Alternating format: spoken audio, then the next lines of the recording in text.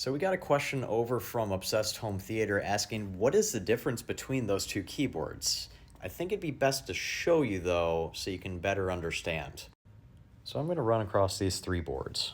We have the tactile board, we have the linear board, and then we have the linear silent board. For the tactile board, it's pretty simple. When you're pressing down each button, it's not a completely smooth actuation.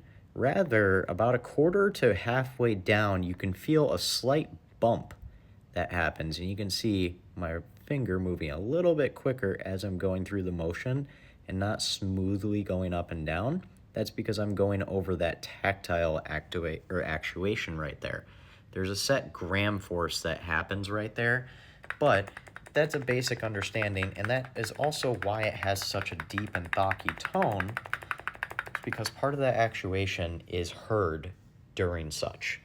For the linear, it's a lot different. It's a lot more smooth.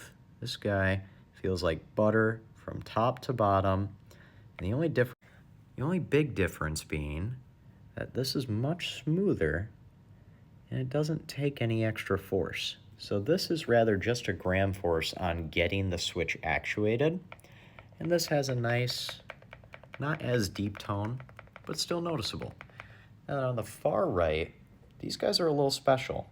They're pretty much the same as the linear in how they actuate, but this guy doesn't make any noise. So what they do with these is they go inside of the switches and they go to all the different components that normally would make noise, and they add silencing components, whether that be rubber, whether that be a specialty plastic in order to make it quieter. One way or another though, they're gonna try their best to make it as quiet as possible without making the bottom of this feel too mushy. And thankfully with these ACO Fairies that we have in this keyboard, it feels pretty solid, feels pretty good. Now the main draw here though is that I can get the full mechanical experience that I would normally get typing at home here at work without bothering a single soul. Nobody's upset that there's loud clacking sounds nearby.